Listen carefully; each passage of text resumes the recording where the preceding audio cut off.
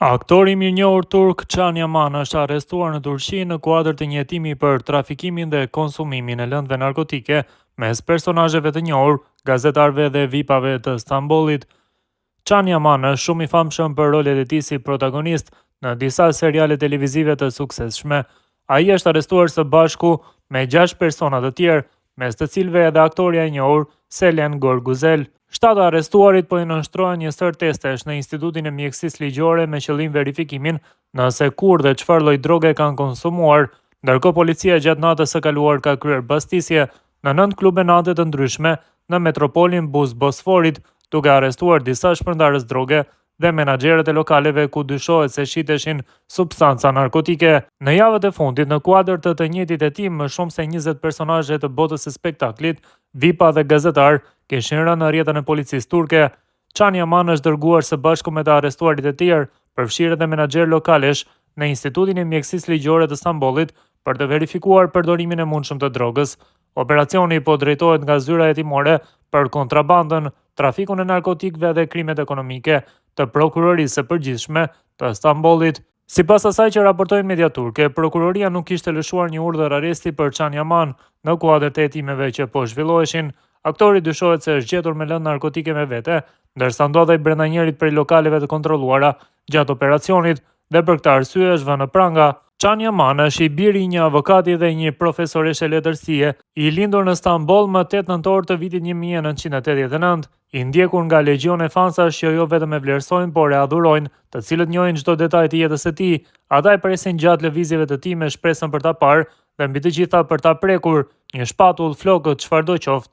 I bukur, madje për të gjithë shumë i bukur, aktori shkon në Itali pas një suksesi të jashtëzakonshëm në ribërjen e Sandokan, pikërisht për rikthimin në televizion të programit që posta për te më 10 janar ishte paralajmëruar si një nga të ftuarit.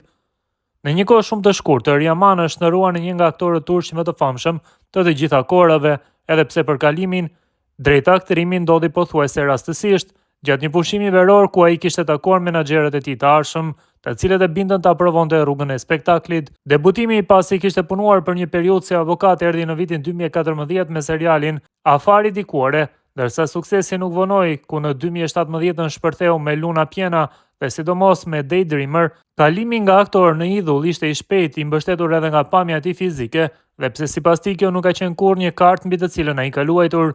Janë të tjerët që më kujtojnë gjithmonë se jam i bukur, po të varen nga unë do ta kisha harruar prej kohësh, ka thënë aktori.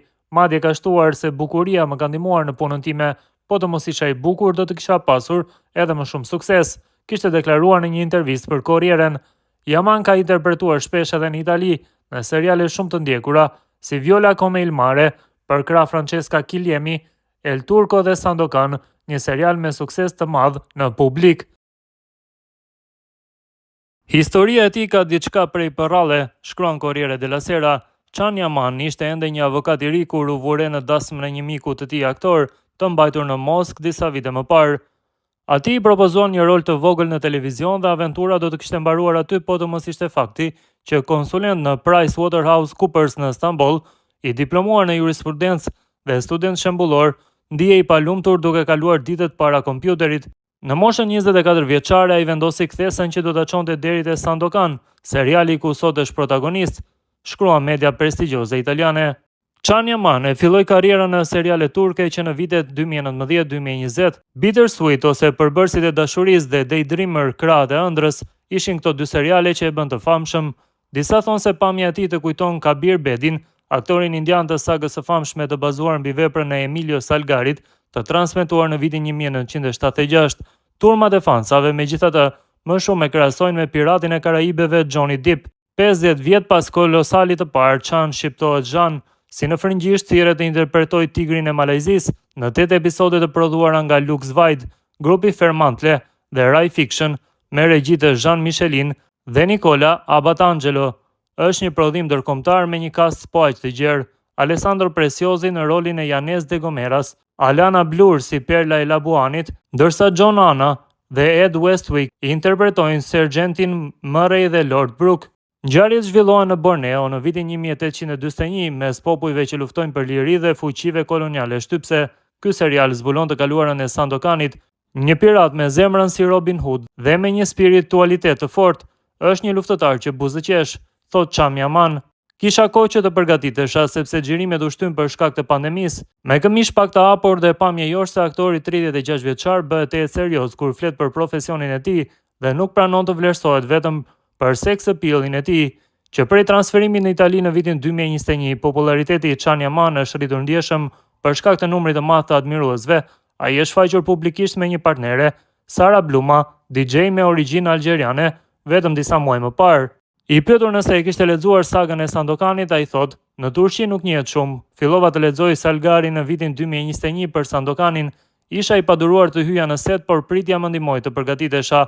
Humba 10 kg, mësova kalorimin, studiova skenarin në anglisht." Më tej ai tregon se ka punuar në seriale të tjera që e kanë ndihmuar të rritet profesionalisht. Në Itali, projekti Sandokan më jep të ankth. Fillimisht kisha frikë nga skenat e aksionit, por u desh të përqendrohesha, sidomos te zhvillimi emocional.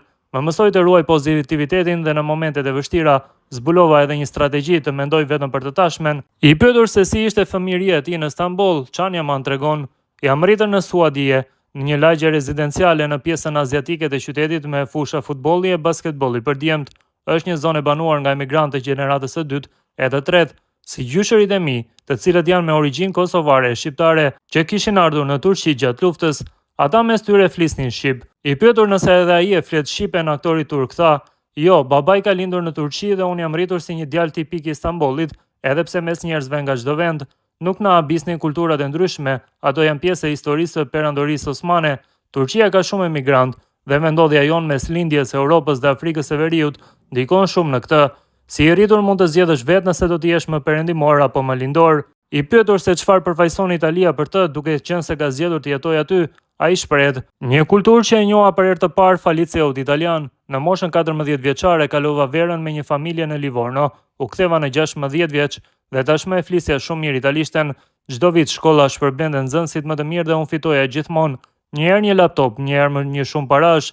Kur i thash drejtoreshës se doja të studioja jurisprudencë, ajo më këshilloi të përdorja aparat për të vizituar universitete si Padova, Siena dhe Bologna. Por i pyetur se pse diplomoi në Turqi, ai tha: "Për arsye kohe. Në Itali do të më duheshin 5 vjet studime dhe 2 të tjera praktik, plus 2 të tjerë nëse do të kthehesha në Turqi. Më mirë ta përfundoja shkollën atje."